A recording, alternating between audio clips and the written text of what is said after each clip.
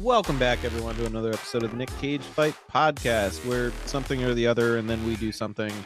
I'm one of your hosts, Josh, joined as always by Rich and Ryan, here to wrap up Wild at Heart. How are we feeling? That was a sufficiently vague opening for a David Lynch film. I was actually going to make the same joke, so I'm glad you got there first. Yep.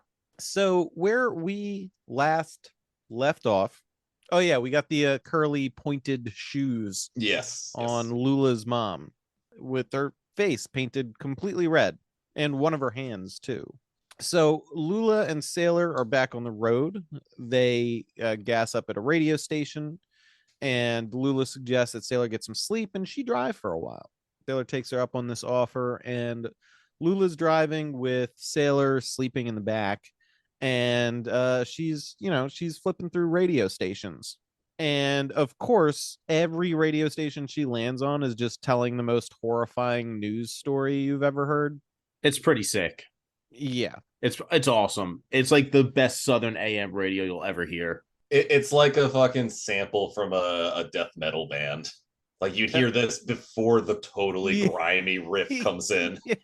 Yeah, no, that's pretty good. Lula just is overwhelmed and loses it.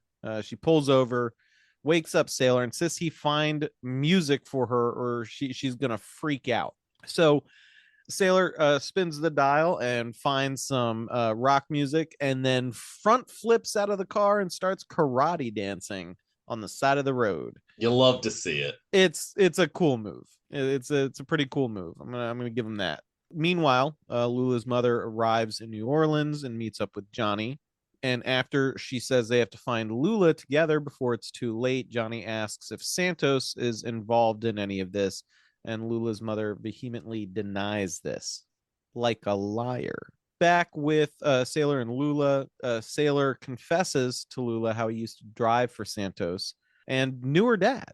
In fact, he goes on to elaborate that one of the last nights he worked for Santos was the night that Lula's dad died in a fire, which I have in my notes, and I realize is kind of a weird way to describe what Lula believes to be a self-immolation, but not necessarily inaccurate. So yeah, Sailor indicates that he was sitting in the car outside the house. Lula sees a vision of a wicked witch flying alongside the car. And then we cut back to Johnny and Lula's mom. They get back to their hotel. Johnny goes to his room after walking Lula's mom to the door of her room. And when he walks into his room, he is jumped by a goon. A goon. Yep. A shadowy form. Back on the road, Lula and Sailor come across a car accident. Actually, while they're driving, they start seeing like clothes and shit scattered in the road. And then on the side of the road, there is a car flipped over. They pull over and get out. There are two obviously dead individuals right near the car, but outside the car, which I thought was kind of odd. However, they also find a woman who has survived. And this is Sherilyn Fenn, my biggest Hollywood crush when I was like 16. She was in the Gilmore Girls. She was Audrey Horne on Twin Peaks. She's just generally fucking cool. There is a single Playboy issue where she models. Yep. If you're listening, hit up Brian. You can get a hold of us via our podcast email. Yeah, if you've got that Playboy issue, let me know. I've been hunting that for like 20 years now. You haven't been able to find it? I mean, not in like bins of Playboys I find at flea markets, which is the only time I ever consider buying Playboys. There you go. you might want to check eBay. I might. I also might not want to pay eBay prices for that because used Playboys are gross. Grody. All right, look, I'm going to be weird and find a price for it. It'll be your Christmas gift. I was going to say secondhand analog pornography comes with a whole lot of connotations. Yes. So this woman seems to be in shock. She's clearly got a couple of injuries, but it doesn't look too severe. But she is yelling about having lost her purse. Lula and Sailor try and help her, but she's basically incoherent, and then eventually collapses, coughing up blood, and dies. The way I know she dies is because I was like, whoa, shit. Is she dead? And Lula's like, she died right in front of us. Why'd she have to do that? So it is not expensive. Yeah, it's I like saw one $8. for I saw one for $2 on eBay. And I was like, I don't want to know what that issue is. Like, I'm glad they stopped printing porn on super absorbent paper. Yeah. How about honestly, a bagged and boarded version? That's more what I'm looking for. $8.50 might have just been sitting in somebody's basement this entire time. They might have read it once and not actually used the magazine. That is cheap for like a good Christmas present. You know what I'm saying? So Lula is a bit broken up by this incident, but her and Sailor drive off together. Back at the hotel in New Orleans, Lula's mother is raising a fuss in the lobby about Johnny not meeting her when he said he would, and she's afraid something bad happened. So hotel staff is like, oh, let's just call the cops. Lula's mom's like, no. We don't need to do that. I don't want you to do that. Meanwhile, another like hotel worker comes in and was like, oh, I'm sorry, I must have overlooked this. There's a note left for you, presumably by Johnny. And the letter says, gone fishing with a friend and maybe buffalo hunting. And Lula's mother, I'll give her this. She responds in the only logical fashion available, which was, what the fuck does that mean? Yeah. So Lula's mom thinks he split, because things are getting a little bit heavy. But then Santos shows up. She asks what he did with Johnny, and Santos very deliberately says that he didn't do anything. Santos tells her they have to go. He got word that Sailor and Lula are in Texas. And then we cut to poor Johnny, who is tied up with tape over his mouth. And Rich, this was what I was talking about when you emphasized the lipstick thing. There is a lipstick imprint right on the tape on his mouth. Yes. And these are also the McPoyles of this universe. They are clearly the McPoyles of the universe, but also I think the lipstick mark on the tape is squarely placing the responsibility for Johnny's death at the feet of Lula's mom. And I did not get that until you brought up the lipstick connection. Yeah. So cool. Good call. So this is a bizarre scene with Johnny taped up. There's walking stick lady and one of the gentlemen who appears to be her lover. Ryan indicates this is confirmed in it is very scene. confirmed in the scene that got people to walk out of this and test screenings. There you go. So yeah, this is a weird Almost Always Sunny-ish scene as well. It's like their surroundings are weird and dilapidated and hard to see. And walking cane lady is kind of in front of Johnny, just being vaguely menacing. And the two gentlemen are sort of waving guns around behind him. They take the tape off of Johnny's mouth and they show him a ring. Johnny recognizes that this means that Santos is making some kind of play or pulling some sort of strings. And then cane lady begins counting. And when she gets to 10, her lover pulls the trigger behind Johnny's head in exactly the fashion that Santos said was the best way to shoot somebody in the head. So the deleted scene, Ryan, do you want to burden us all with this knowledge? It's weird. I wasn't able to find it on the Blu-ray. I was actually hunting for it specifically because I knew it was unsettling enough to get people to walk out of the picture. And it's just not on the Blu-ray that I have. I'm going to see if I can find it at a later date and maybe talk about it on the next episode. But all I know is they kill him and then they fuck in front of the corpse. I have no more context than that. Yeah, that's I don't think about what I was we expecting. need more context. I think that is sufficient in the context department. Yeah. And I get it. I get why people might have been like, fuck this at that point. Yeah. So after this, we see Sailor pull his car in to a driveway or just by the house we saw when Mr. Reindeer made his second silver dollar call. Sailor knocks on the door and a young woman answers, and he asks very pointedly if Santos has put out a contract on him. The topic of the night that Lula's father died comes back up again, and Sailor insists he didn't see anything. The woman says she did, though, and we get a flashback to Santos being the one who set Lula's father on fire and then kissing Lula's mom before sneaking out of a window, cutting Which I back. found kind of funny. Him just climbing out of the window is pretty good. It's weird. It's weird. You know what I mean? It's like he Yeah. did something far less sinister than light a man on fire. Sailor repeats his question about the contract, and the young woman says she hasn't heard of any contracts, and Sailor leaves. Back at a hotel room, Lula says that she threw up earlier. There is a puddle of sick in the middle of the room, and it is covered in bugs. She says that she thinks all the driving has been making her sick, and she thinks that, or she hopes vehemently that them seeing that girl die in front of them didn't jinx them. Sailor gives her a candy necklace with, I think it was 42 flavors, damn near one for every reason I love you is his line, which pretty I slick there, mean, Sailor. if you've ever had a candy necklace, there's one flavor. It's chalk. Yep. Yeah, but it's delicious chalk. It is good. It's It is sweet pretty chalk. good. I'm not gonna lie. Seeing this, I was like, God damn! I kind of want a candy necklace. Yeah. This tastes like chalk and rope. Yep. Yeah, but they were fucking killer when we were little. Later that evening, Lula and Sailor are drinking and smoking in the courtyard of the motel that they're staying at, which I get. I get that one. What else you gonna do? Yeah, they're just pounding around with weird motel people. I called it a hotel, but it's clearly a motel. A distinction that you know it when you see it, you know?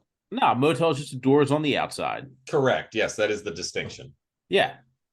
See, no, my definition of hotel versus motel is pure vibes. Pure No. vibes. No, Yep. it's because motel is a portmanteau of motor and hotel, meaning that you're supposed to drive up to it, drive up to your room. Nah, I'm But sticking with the vibe check. The funny thing is though, if you're ever in Long Island, New York, and you see some place called a Motor Inn, those be fucking motels. You can get a room for an X amount of money for a certain amount of hours. Oh, like a love hotel in Japan. Yes, but they're always called like the something Motor Inn, and I just found that very funny about Long Island. Wait, places where you can rent rooms by the hour aren't just for quick naps in the middle of the day? Correct, No, correct. They're for fucking. I've been using those incorrectly. Yes, you have been. You've been paying too much for a nap. I feel like a good nap is priceless, really. Not in those environs. Yeah. Nah, that Now- bed is covered in semen. and Yeah, I was piss. gonna You say, don't now I'm want to worried take a about those nap and beds. wake up sticky. So during their drinking in the motel courtyard, we get another Wizard of Oz reference, and they're talking to some weird gents, and some other weird gents roll up with somebody who is supposedly a rocket scientist of some sort, but he just has a weird story about a dog. He's the weirdest gent. Yeah. I honestly, I'm not gonna lie, I tuned out with the rocket scientist guy, because as soon as he started the dog, he was like, yeah, I go everywhere with my dog, and now I know you're picturing my dog right now, but I haven't explained what kind of dog it is. And I'm like, all fucking right, Lynch, I'm not paying attention. I know this part doesn't matter. you gotta sneak up on, if you're gonna do weird shit all the time just for the sake of being weird, you gotta sneak up on me with it, because at a certain point I will start tuning out. But somebody that they're talking to indicates, oh, that's right, they're like, they talk about somebody getting drunk and into a car wreck, which I thought was a reference to the car wreck that Lula and Sailor see, but somebody apparently survived that one based on a reference later in the film. I'm not entirely sure, but the one of the guys that is hearing the story about the car wreck, because they name the guy who wrecked the car, I thought this was funny, is like the motel manager, and he's like, fuck that guy, he's a fucking idiot. This is exactly what should have happened to him. He got what he deserved. And then in a complete non sequitur, so he's like, what's with all the weird lights in that one room? He's like, oh, they're shooting a porno in there, Texas style. style. Which horrified. I don't want to know what a Texas style porno refers to. I'm gonna Well, I mean, Google it. everything's No. bigger in Texas. I Texas don't want to style know. Texas style porn video. It just takes me right to Pornhub. Yeah, I bet it does. I don't know what the fuck you were expecting. You gotta have like Urban Dictionary I Texas was gonna style say porn you're shoot. expecting an academic paper on Texas style pornos. Pornhub, X Hamster, X I mean, videos. I'm assuming that involves Lone Star beer, Marlboro Lights, Chili, chili, an absurd amount of chili. a lot of chili, maybe a horse. Oh, yeah, no, exactly. Thank you, Ryan, for perfectly demonstrating my point that is all I needed to hear, and decided that I want no part of that. I'm finding it very hard to find a definition. No of fucking Texas shit, dude. style porn. No shit. Let me see what I can do with my good friend Mr. Google. Oh, That- first thing, Alexis, Texas. I mean, by definition, that is a Texas style porno, I guess. What is Texas style barbecue? Duck, duck, go. You are sorely mistaken as to what I want to know. It's like you type porno, but that's just because you're really hungry. It's clear you meant barbecue. God You damn know, when it. I Googled it, I just kept getting references to that movie X with Mia Goth, which I liked so well. Did they make reference to a Texas style porno in that That's film? what they're doing in that movie. They show up at some like Hicks house to shoot a porn in their guest house, and then they find out they're shooting a porn and they kill them. I have not seen that movie. You should Oh, watch yeah. X. It's awesome. And watch the prequel Pearl. It's even better. Okay. X All right. X was very good. I don't like horror movies, and I enjoyed X. It made me an immediate Mia Goth fan. I like that lady a lot now. I can't Fair. wait for Maxine with 3 X's, the third one in the trilogy. Which All is right. coming out I this will year. I will check that out. Okay, so real quick, I found the definition of just Texas style in general, which is it's big, loud, totally outrageous, and over the top. Okay. Oh, okay. Yeah. Okay. Yeah, all right. All right. Fair. Fine. I'm fine with this. And now, before I continue, listen to these Texas style advertisements. Maybe or maybe not for pornography. Maybe.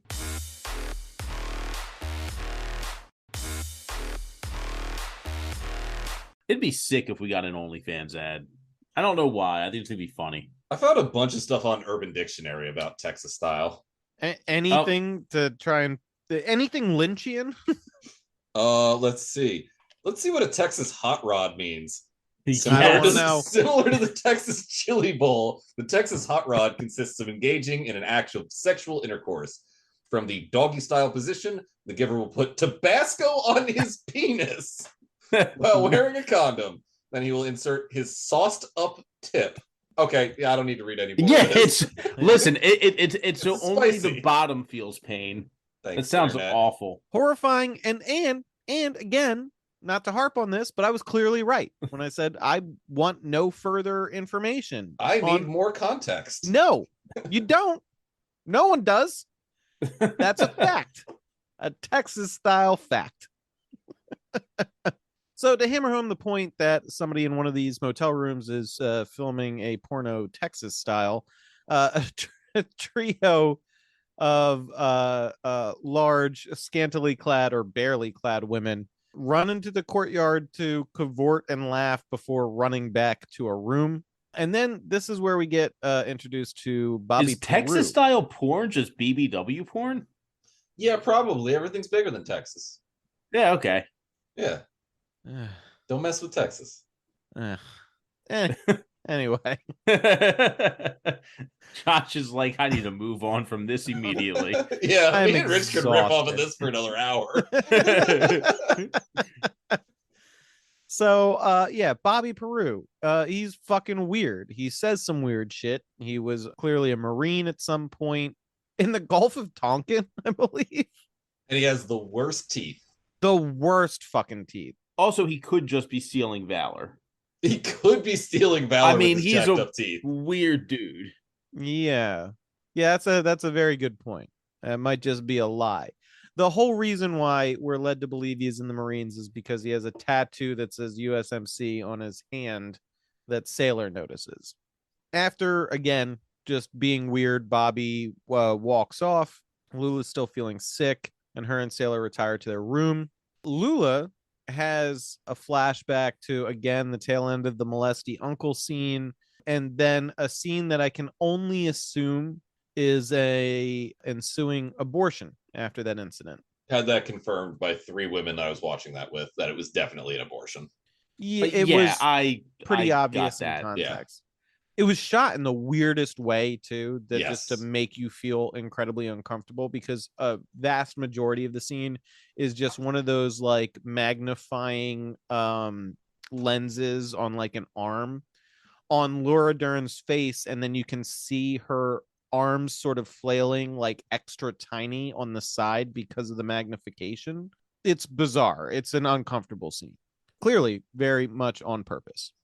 So Lula tells Sailor that she has something to tell him, but she can't say it, so she writes it down, and it's that she is pregnant, which explains why she's been feeling sick. Sailor is all right with this fact, but Lula is a little bit more unsure that she's cool with bringing a kid into the world. This world specifically, another Wizard of Oz reference is inserted here. And just because I know I didn't note it individually in the scenes when it comes up, to just give you some context, after Lula gets sick in the motel room, Sailor repeatedly references that the room smells like vomit. Basically, this continues at intervals throughout the entire point that they're there. Again, if you're a David Lynch fan, he has a tendency to use things like this to reference rot or underlying decay. Focus on the grotesque, I believe is how he would put it. Yeah. I always took like almost everything I've seen from him has to do with the awful shit underneath an otherwise banal veneer, essentially. So that's where a good portion of his filmography is. Not all of it, though. Like, The Straight Story is actually a pretty heartwarming story about a dude trying to reconnect with his family. So he drives a fucking lawnmower to meet his brother who's dying. Yeah, but most of the rest of his shit. yeah. Blue Velvet, Inland Empire, Yeah. Lost Highway. Not The Elephant Man, strangely enough. That's just a biopic of the Elephant Man.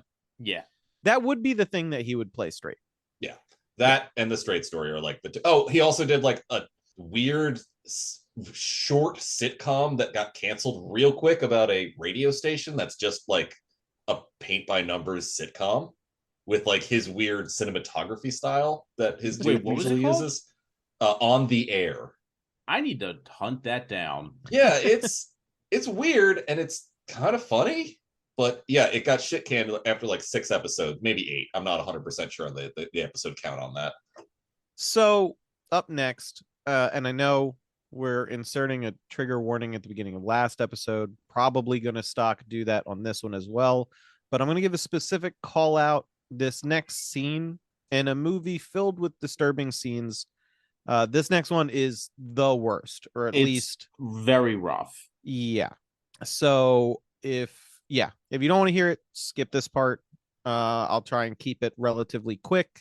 I'll try to put timestamps in the description as well. I'll note them when I'm doing editing, so that makes it easier for you. Yeah. So for people listening, look at the description and we'll put a timestamp as to, skip this very graphic scene. Yeah. And again, if you're skipping us describing this scene, skip this movie. Definitely skip this movie. This is not for everyone. I love it to death, but David Lynch just happens to be my guy. So like, it's not for everyone. I will say that straight up. Yeah. We have a plethora of other films that we recommend that you can watch instead of this. That being said, let's get into it because I want to get this over with. So the next day, at some point, Bobby Peru comes into Sailor and Lula's room while Sailor is out changing the oil in their car. It's weird right off the bat because he asks to use their bathroom. Presumably every room in this motel has a bathroom. And then he goes into the bathroom and pisses with the door open. Interesting side note, that's actually Willem Dafoe pissing. And he didn't know that toilet was not hooked up. So some poor fucking stagehand had to clean that up. Gross. Ugh. Real gross. Gross. I hope he called his union rep after that. So after he finishes using the bathroom, Bobby comes out, guesses with an odd amount of accuracy that she is pregnant, and then starts grossly, verbally, sexually harassing her. This graduates very quickly to sexually assaulting her for just an absurdly long time. The whole point of the scene is to make you feel uncomfortable. It did its job incredibly fucking well. A lot of close-ups on Defoe's fucked up teeth that Well, not technically. So it seems like a lot. It starts as a wide shot, and it's only after a certain point does it close in on the mouth, and then it stays on the mouth for the rest of the duration, which is not as long as you'd think, but it feels way longer because it's grimy as fuck. It felt like an hour. Yeah. The scene was awful. There is a lot of repetition of a specific line, and like I said, very, very graphic sexual assault. Yeah, I mean, I don't want to say the scene is and awful. then It did its fucking job. Yeah. The contents of the scene are awful. As far as, art provoking the specific emotion that they're going for, incredibly effective. It just so happens that the evocative emotion here is absolute disgust and revulsion. So when Lula finally gives in to Bobby Peru's demand, he abruptly leaves the room, and Lula understandably cries afterwards.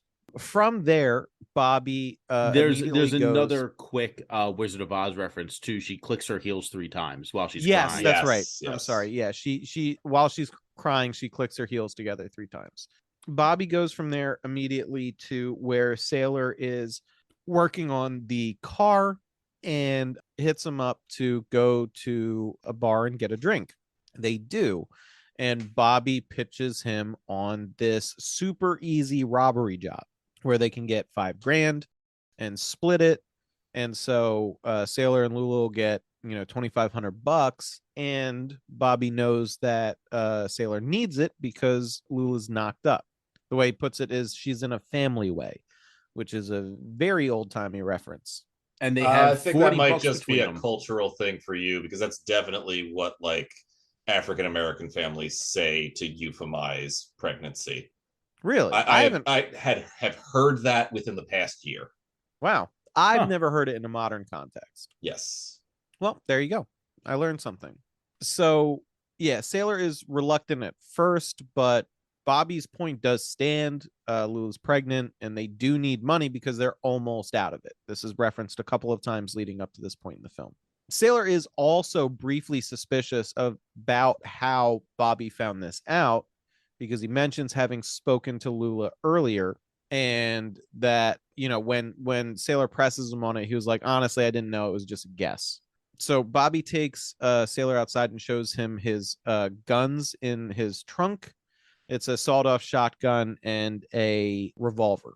He's still pushing hard on this suggested robbery, and then we get another cutscene with this scene playing through a crystal ball before a hand passes over it, wiping the image.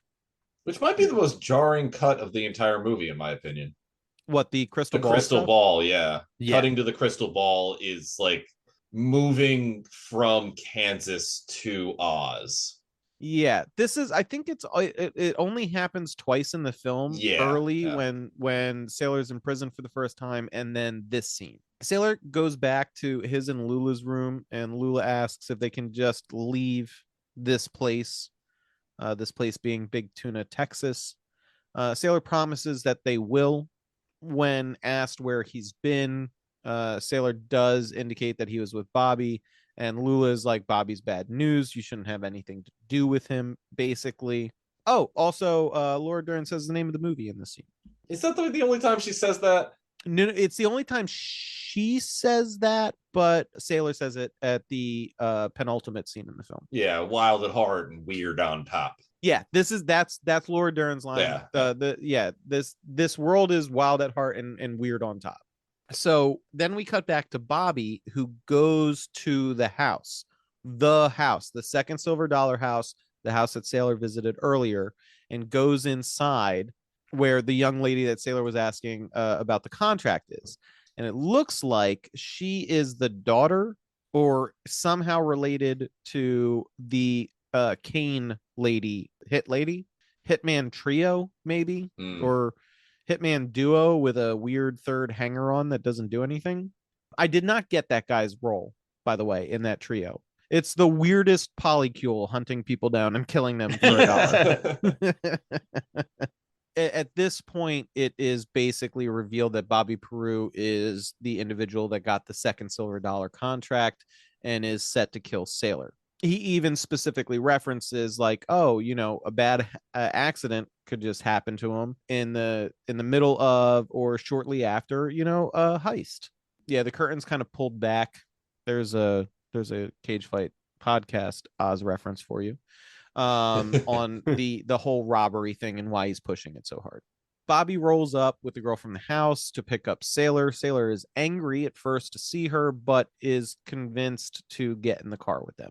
Oh, also, I just wanted to ask you guys because I thought this was really weird and I could not make it out what the fuck it was. When Sailor goes back to the hotel room after drinking with Bobby Peru, there is a weird object of some sort or some piece of decor that I did not remember seeing in the room in any of the previous shots of it when he goes to get into bed. It looks like some kind of light structure with like fucking bull horns on it or whatever. Do you guys know what I'm talking about? No idea, but I don't I doubt don't. that it wasn't there before and then showed up. That may represent something that I I could missed. not figure out what this piece of decor was. It was absurd. Lynch may have built it. That man's a carpenter. He likes to build weird shit. Okay. After sorry, listener, that we can't give you any sort of clarity on this, but after we finish recording, I'm gonna have to screen share and show you guys this thing. Yeah, I totally. had no idea what the fuck it was. Yeah. At this point, we cut back to Lula, who is crying in the motel room as Sailor rides towards this robbery job. Bobby and Sailor both don stocking masks to go in and rob this location. I don't know what this building is that they're robbing. They said It's a a feed store. A feed store. Yeah. Like when you go, like if you run a farm, you have to Yeah, buy like like a feed farm for your supply. animals. Yeah.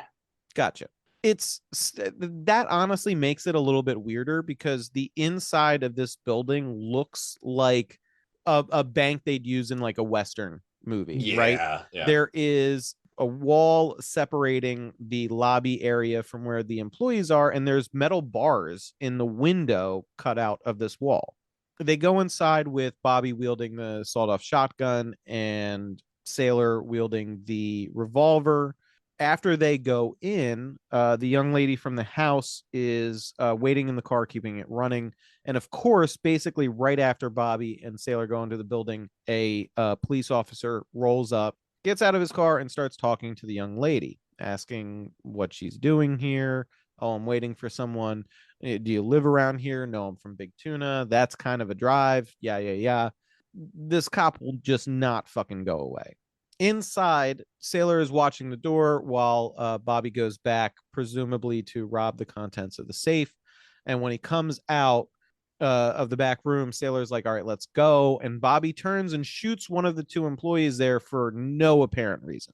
When the shot goes off, both the getaway driver and the cop clearly hear it and start to react. The young lady drives off, knocking down the cop, which was kind of funny.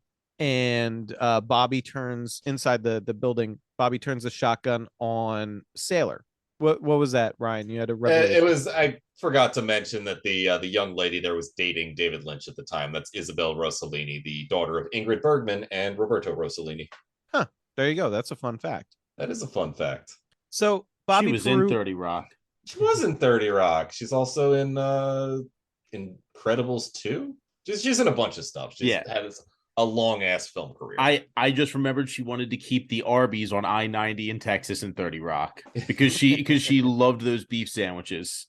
So Bobby turns the shotgun on Sailor, and there's a brief standoff moment before Sailor realizes that Bobby gave him the revolver completely empty. Here's a lesson for you folks that are not overly familiar with handling firearms. Most commonly mistaken first rule of handling firearms is never point it at anything you don't want to potentially kill.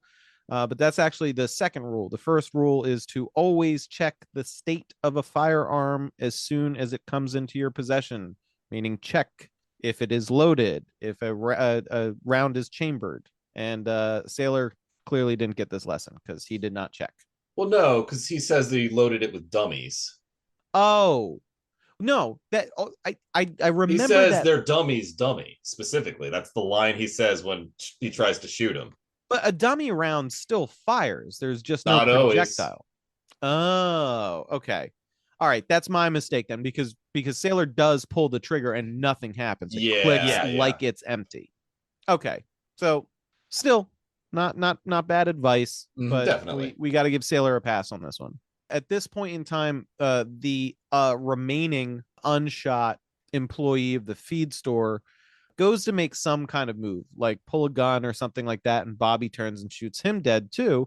And since he's using a sawed-off shotgun, Sailor wisely takes this opportunity to flee, runs outside the building. As soon as he gets out of the building, the cop who has recovered from being sort of run over tells him to stop, and Sailor runs a short distance away from the building and then gets on his belly, complying with the cop's orders.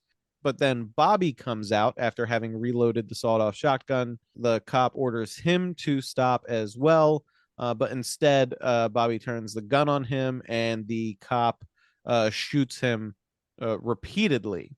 At which point, Bobby Peru falls forward, holding the shotgun kind of awkwardly, and blows his own head off.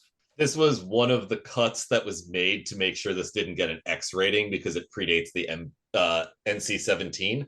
All Lynch did was put some slight smoke in front of that brainbuster.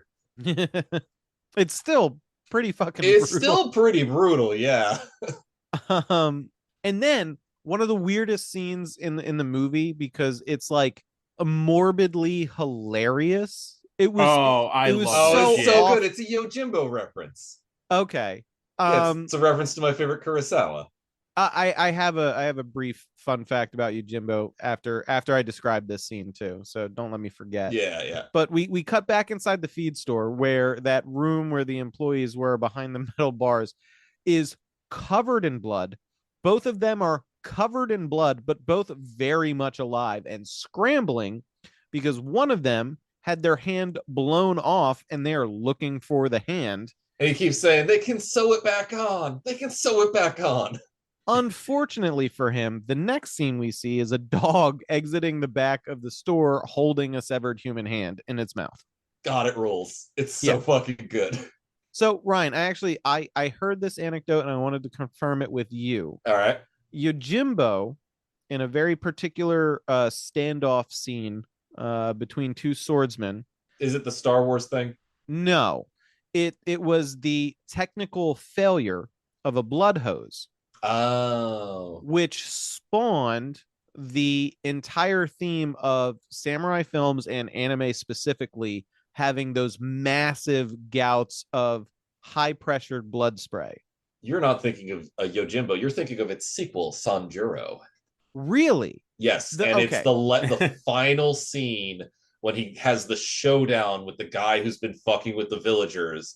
Toshiro Mifune slices that dude, and it's like a 30-second blood spray. Like high pressure spray. In like multiple directions. Yeah. It rules. The shocked looks on the actors in the background, because it cuts to several of them. That is definitely Sanjuro you're thinking of.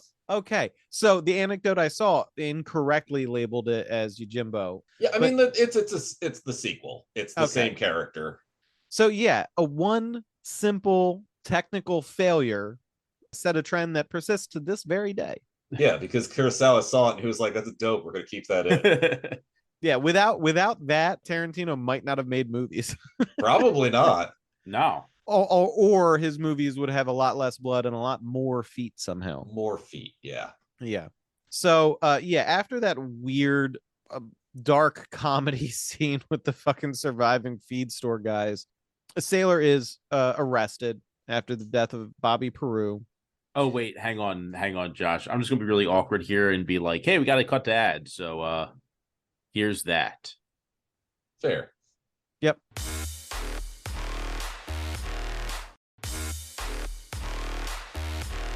All right, go waste your money on DraftKings Casino. Here's the rest of fucking Wild at Heart.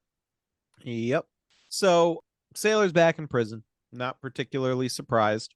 And Lula is sitting on a bench in the precinct, I'm assuming, wearing her candy necklace. And her mother finds her there, and Santos is with her. There's a very awkward scene here where Santos hugs Lula, who screams in response, and that scene abruptly ends. It was another one of those like uncomfortable scenes, but much more brief than other ones. So in prison, Sailor is reading a letter from Lula. She tells him that she's keeping the baby. And then we get another bit of information displayed on the screen. 5 years, 10 months, and 21 days later, Lula's mom and Lula are talking on the phone.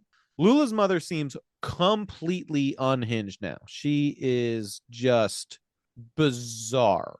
It looks we see her from a very specific angle. If I had to guess, it looks like she's like laying on an ottoman, like leaning over an ottoman on the phone, and she has a martini in her hand because she's at a low angle in the room. Her hair is completely fucked up. She looks incredibly disheveled, and she's just giving Lula shit about, Sailor getting out of prison and so on and so forth.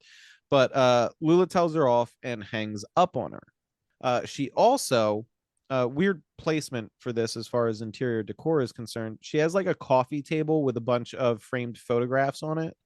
And she throws her glass of what I can only assume is sweet tea, given her southern accent, at the picture of her mother on the table, knocking it over and leaving a couple of ice cubes on it. Lula and her son are driving, presumably to pick up Sailor, and Lula sees another car accident.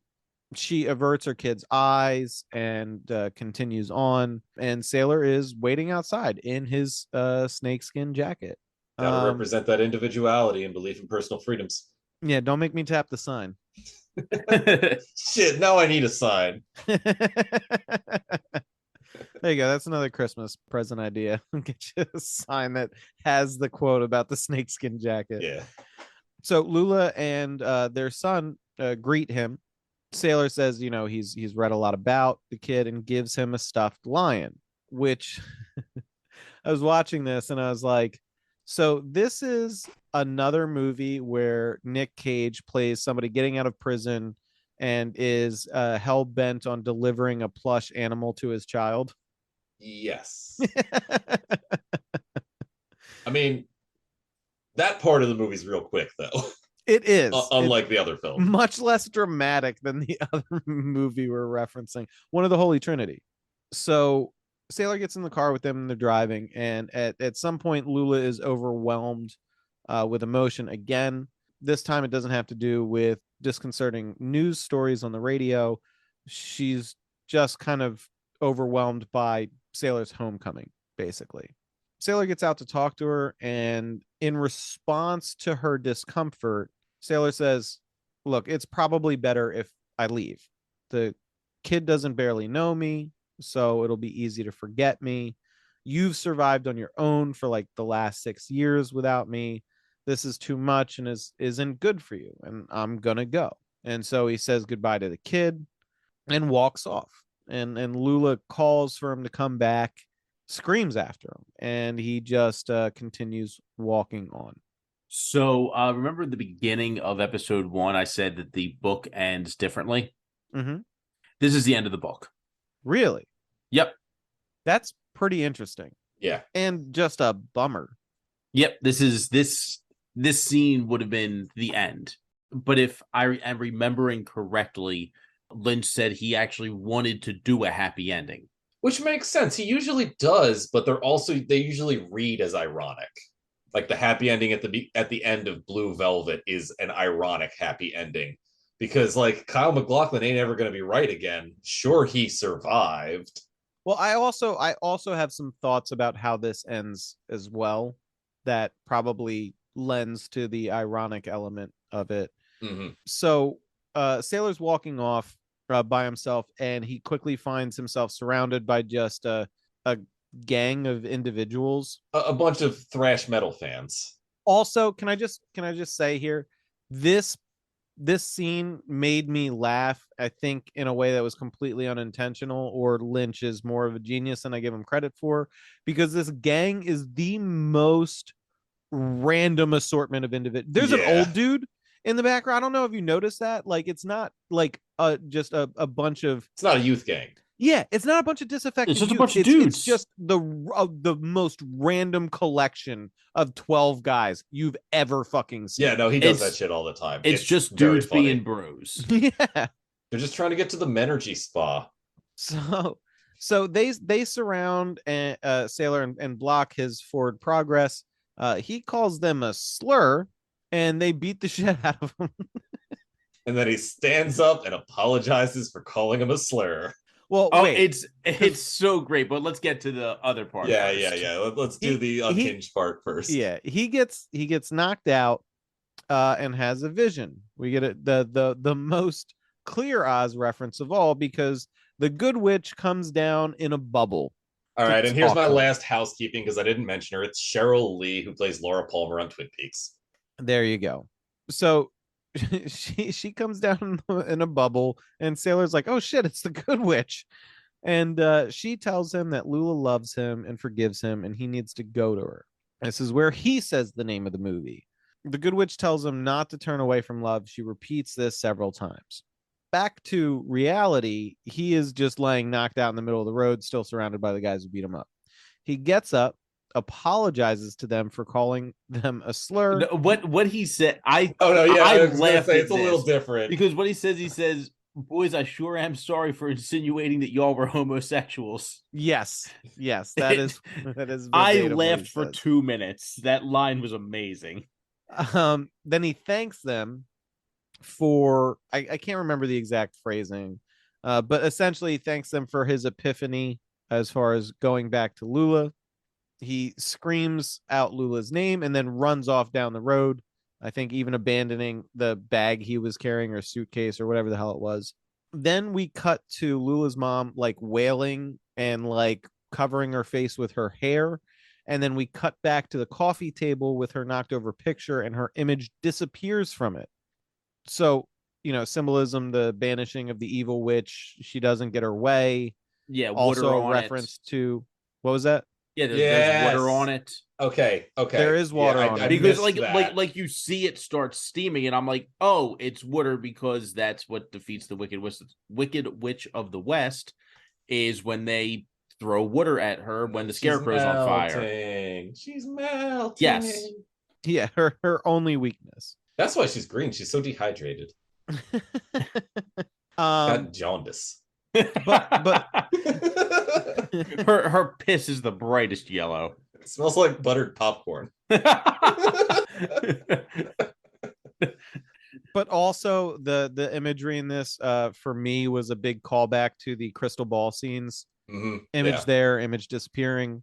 A Sailor gets back to what appears to be a traffic jam and starts running across the tops of cars before landing on the hood of Lula's car. She joins him on the hood of the car, and they embrace. Sailor tells her that he met the good witch, and then he sings to her, "Love Me Tender," while their child looks on and smiles weirdly. And then the credits roll. The only song he would sing to his wife. My wife. So it's a very happy ending. Yep. I enjoyed it. Yeah, it was interesting. It was a very interesting film. Absolutely bizarre. I didn't like it as much as I've liked some of the other films that we watched, but I appreciate David Lynch. It's just not something that I would watch with regularity. I mean, I do. That's why I own it. Yeah, it's it's a movie that literally took me 6 hours to watch, because I had to pause it and like take breaks. Yeah, it's a pretty stressful and weird movie. I would watch it again, but I think only if somebody said like, "Hey, ever seen Wild at Heart?" Be like, "Yeah, let's watch it." I don't know that I would. Just it's a pretty brutal movie. I can't see it being an easy watch or a good time watch. It's weird and designed specifically to make you uncomfortable. It does its job Yes. admirably. Yeah. It's, But it does have Nick Cage doing karate mosh. yeah, in between like the worst shit you've ever seen or heard. Not worst as in like a bad movie, but just No, as in like just horrifying. horrifying, uncomfortable subject matter. I wonder Which if is what a lot of guys David Lynch movies are. I wonder if guys who like got into like 90s hardcore, like I just imagine like the dudes from like Blood for Blood watching this fucking movie just being like, we got to incorporate those moves in our pit. Yeah. Like Madball just being like, oh my God, this is revolutionary. But yeah, I don't know.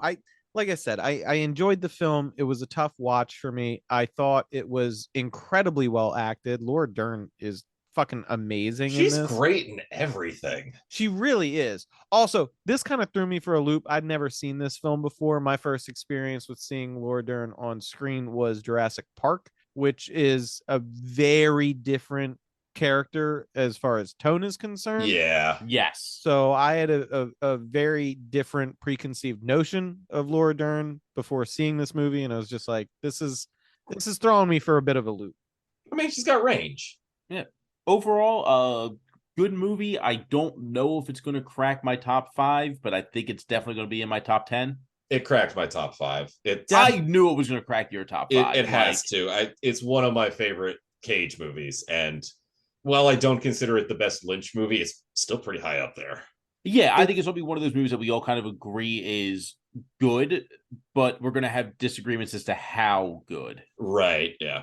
This one's going to be tough for me because I put it in the same very different in theme, but in the same degree of artsiness as something like Rumblefish. Yes. Very Just a very films, but the dedication to art as opposed to explicit entertainment is very apparent. Well, I think this is kind of a movie where you have to like explain my top 5 because like I think Drive Angry is going to be in my top 5 and this won't. Yeah. But like this is a better film. I just enjoyed Drive Angry more. Drive Angry is a people pleaser. Drive Angry is popcorn, baby. Yes, it is, and I just happen to popcorn enjoy it and more. A 56-ounce Coca-Cola. It's something I could watch every weekend. This is a better film. It's a better movie. It has way more to say.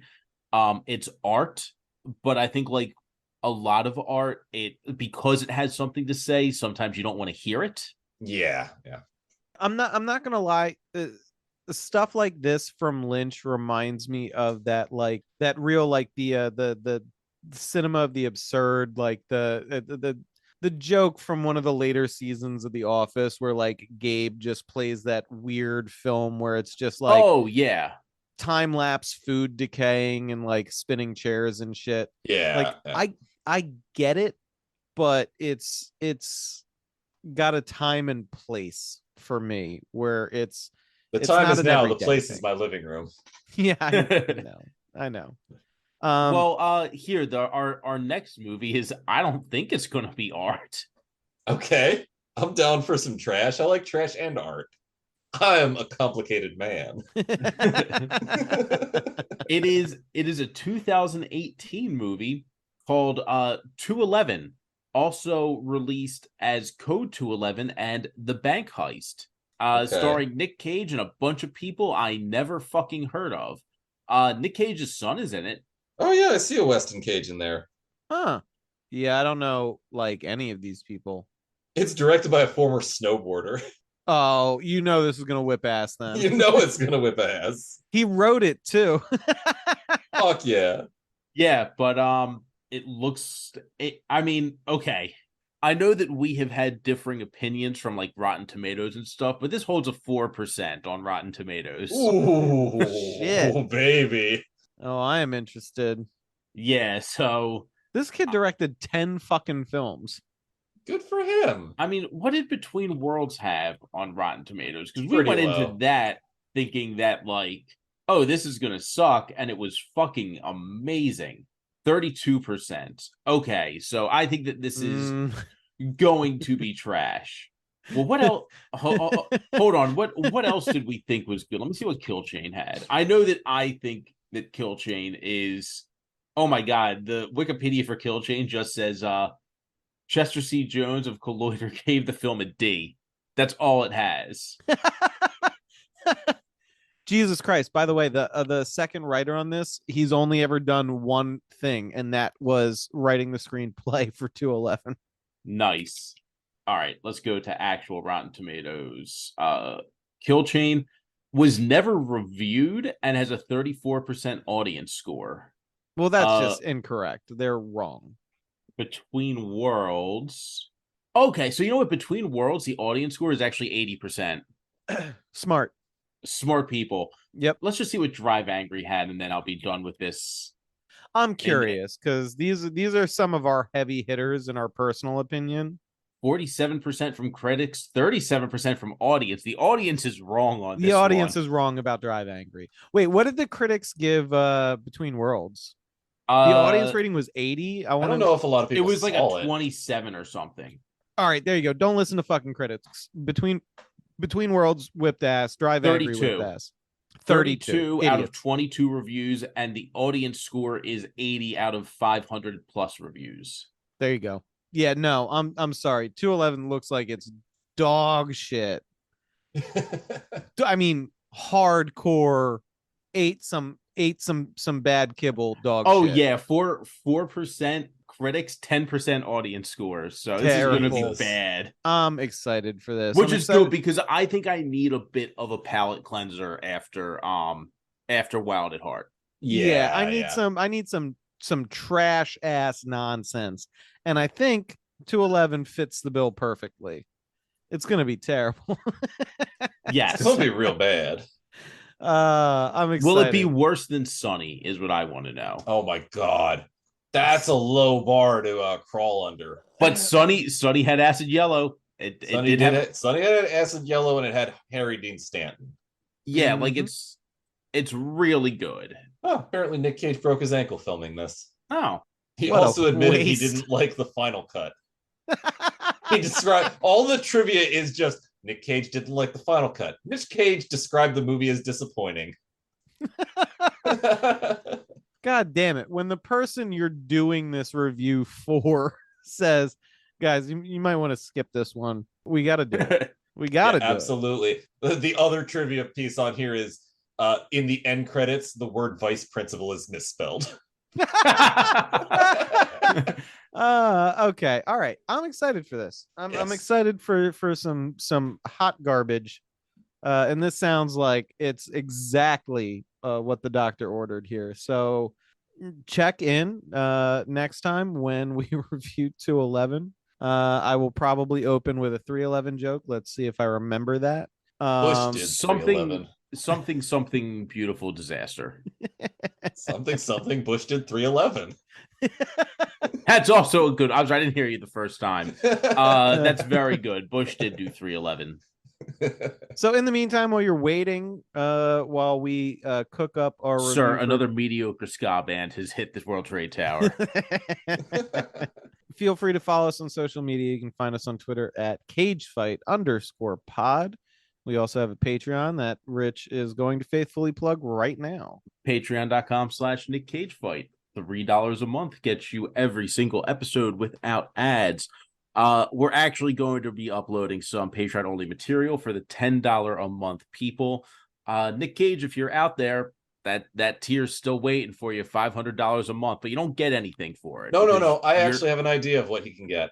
We'll release the unedited dox ourselves episodes. He can be the only one who's allowed to dox us. Okay, yes. That is a good perk. Yeah. He also has to get the one where we dox somebody completely unaffiliated with the podcast that we just happen to know. Yes. All of this is good. All of this is real good. Yep. Nick Cage gets the dox tier. And I'm honestly a little bit afraid of how he might use that. Okay, excellent. That wraps it for Wild at Heart. Thank you, as always, for tuning in. And always remember, listeners, we appreciate you. Oh, bye bye.